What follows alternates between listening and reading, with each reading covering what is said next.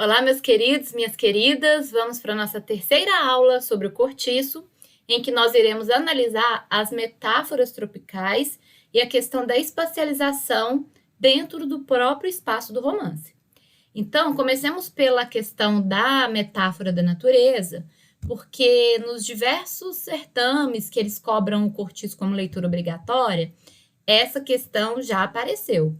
Então, é passível também de aparecer na prova da UFA, até porque muitos leitores passam batido por essa construção imagética. E como é que essa imagem de formação de uma natureza interfere no romance? É isso que nós vamos ver agora.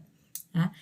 Observem que quando o narrador vai descrever as personagens do ponto de vista zoomórfico, ou seja, comparando o homem ao animal, esses animais selecionados dentro de uma natureza brasileira remontam àquela perspectiva colonialista de uma natureza exótica, de uma natureza selvagem, e é por isso que os brasileiros são descritos como animais que remontam a onça, anta, maracajá, que é uma espécie de onça também, cobra.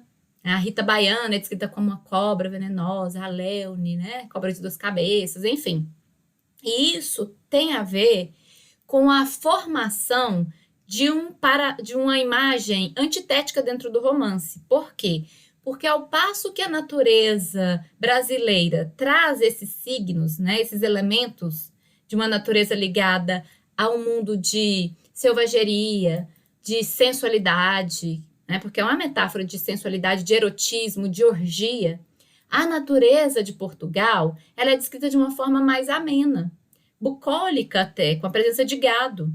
Então é como se armasse no romance uma espécie de presépio, em que nós temos ali Portugal, gado, né, por tabela ali, quase que o menino Jesus do presépio, tá?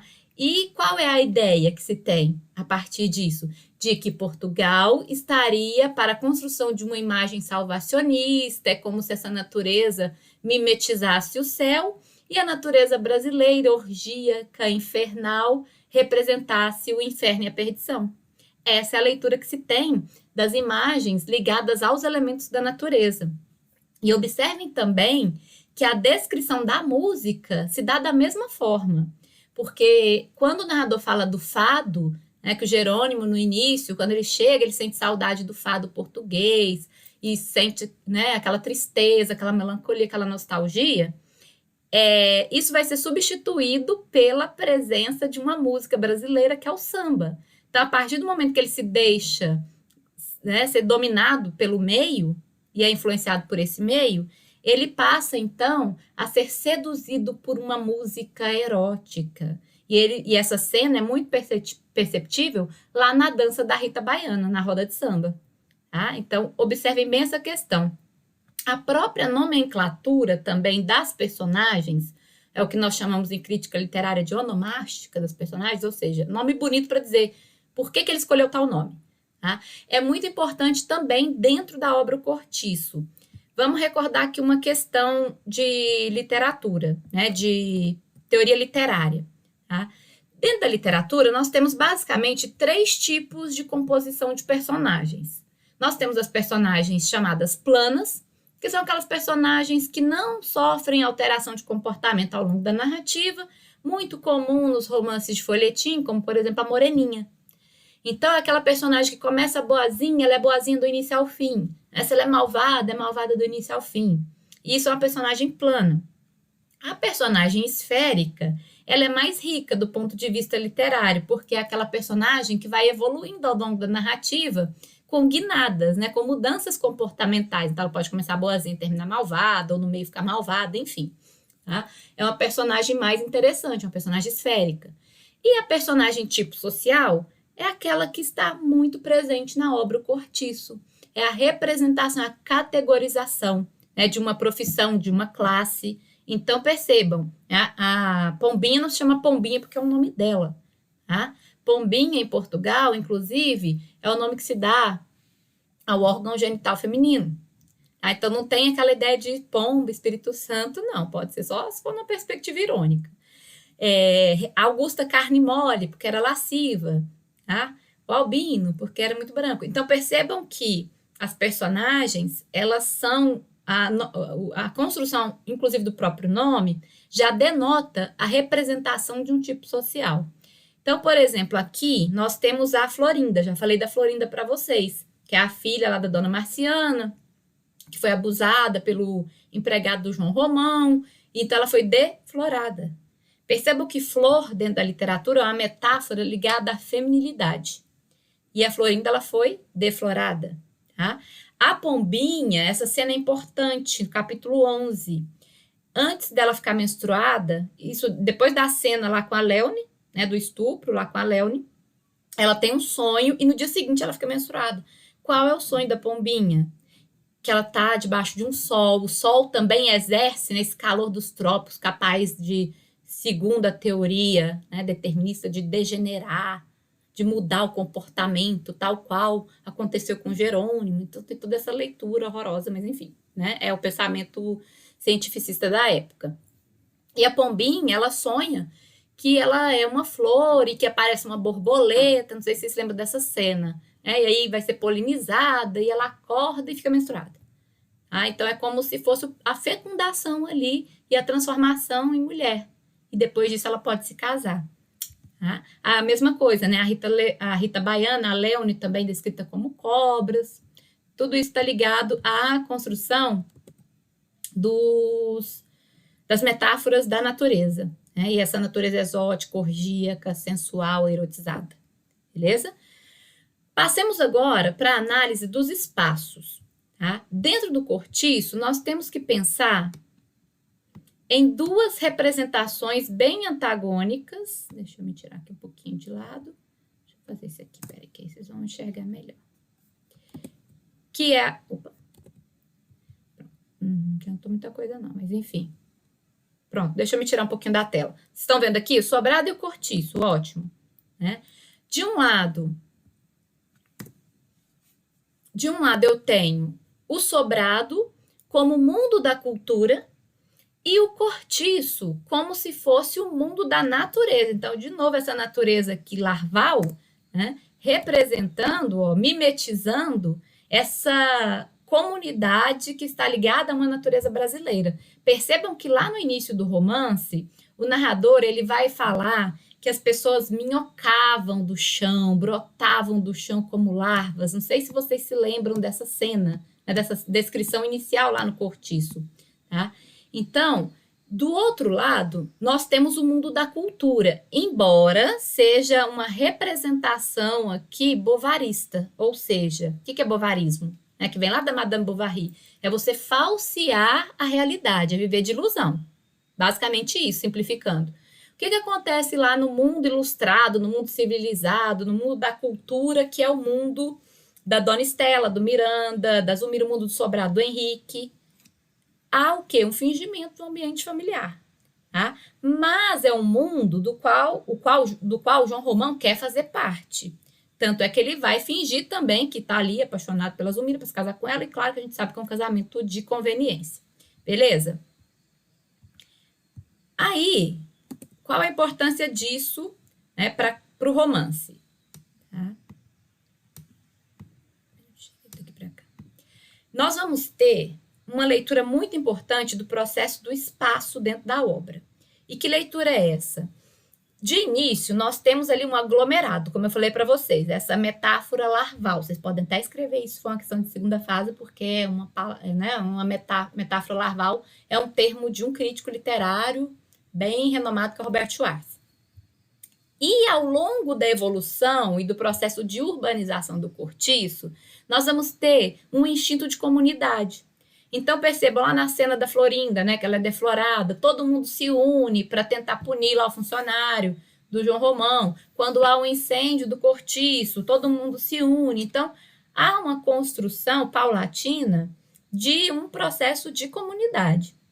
E ao final do romance, quando há o segundo incêndio, em que o João Romão consegue pegar o seguro, reurbaniza, reconstrói umas casinhas melhores, coloca iluminação e inaugura a Avenida São João Romão, nós vamos ter um processo que na geografia nós chamamos de gentrificação. Ou seja, essa comunidade pobre vai ser expulsa, né, desse cortiço, e, inclusive, essa cena remonta uma perspectiva realmente histórica. Nós tivemos um cortiço no Rio de Janeiro, Cabeça de Porco, e talvez seja daí a alusão, né, do cortiço do João Romão, do Aloysio Azevedo, que foi demolido, justamente por causa da reforma higienista lá do Barata Ribeiro. Tá? Então, aqui nós temos esse processo de reurbanização, esses moradores vão ser expulsos para um cortiço, né, mais distante, sem infraestrutura total, e quem é que vai abrigar, quem é que vai morar nesse novo cortiço aqui na Avenida São João Romão?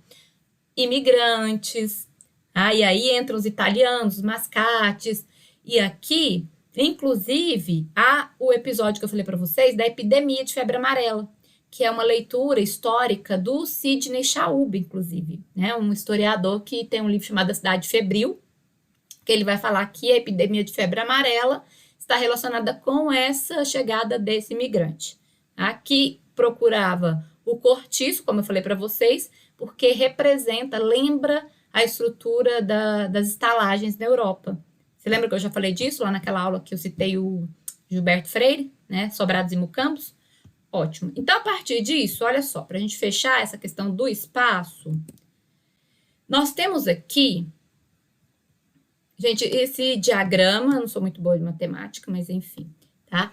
Esse diagrama é uma leitura a partir desse livro aqui, Fronteiras do Erótico, é uma tese de doutorado do Vinícius Bezerra, e nós temos essa discussão do espaço dentro de espaço, né? Porque não basta pensar simplesmente na oposição sobrado e cortiço.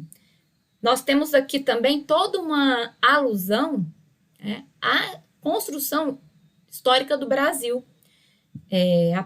Há alguns anos saiu na Carta Capital, não sei se vocês viram, uma capa, né, de reportagem de condomínios luxuosos em São Paulo, com piscina na varanda, ao lado de uma favela.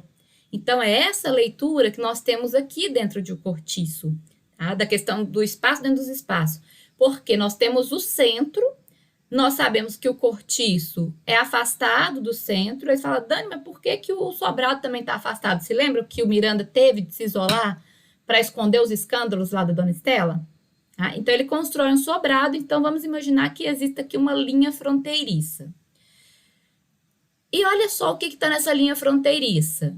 A casa da Leone e a delegacia. Agora, pensem comigo.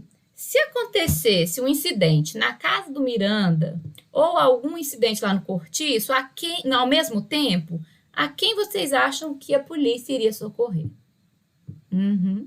Então, percebam como isso se coaduna às leituras contemporâneas, né, de espacialização, de poder. Tá? É essa discussão aqui também, dentro do cortiço.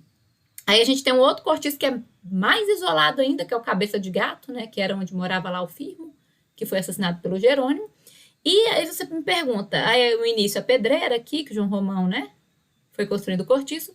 E por que a casa da Leone está aqui? Percebam que a Leone também, ela triunfa de certa forma no romance, ela evolui, tal qual o João Romão.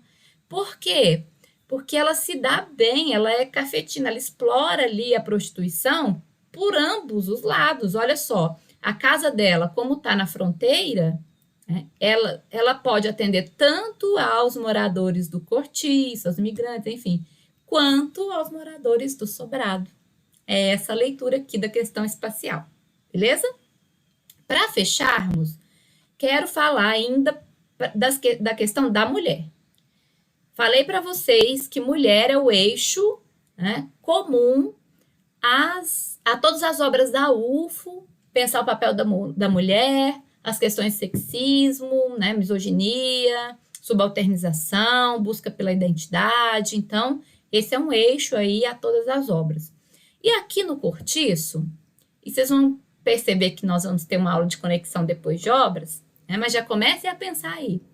Se vocês não vão identificar, por exemplo, essa questão lá na cor púrpura. Nós temos mulher sujeito mulher objeto e mulher sujeito objeto. Como assim, Dani? Mulher sujeita é aquela mulher que é independente, que é senhora do seu destino, que desacata as ordens patriarcais. Então, por exemplo, a Dona Estela. A Dona Estela é uma mulher sujeita. A Leone é uma mulher sujeita. Ela não se deixa dominar por nenhum homem. Agora, a mulher objeto, maioria das lavadeiras, por exemplo, são as subalternizadas. E a sujeito objeto é uma personagem intrigante e interessante no romance, que é a Rita Baiana. A Rita Baiana, percebam que ela começa ali muito autossuficiente, ela some do cortiço, fica uns dias fora, volta quando dá na telha, vai lavar a roupa quando quer, mas a partir do momento que ela fica e passa a morar com o Jerônimo, ela se torna tal qual a Piedade. Ela se torna também um objeto. Tá? Ela é uma mulher sujeito objeto. Beleza? Fechamos aqui essa parte. E na próxima aula nós vamos fechar o cortiço, a análise completa, trabalhando um texto muito importante do Antônio Cândido, passível também de aparecer na prova de vocês. Bons estudos e até a próxima aula.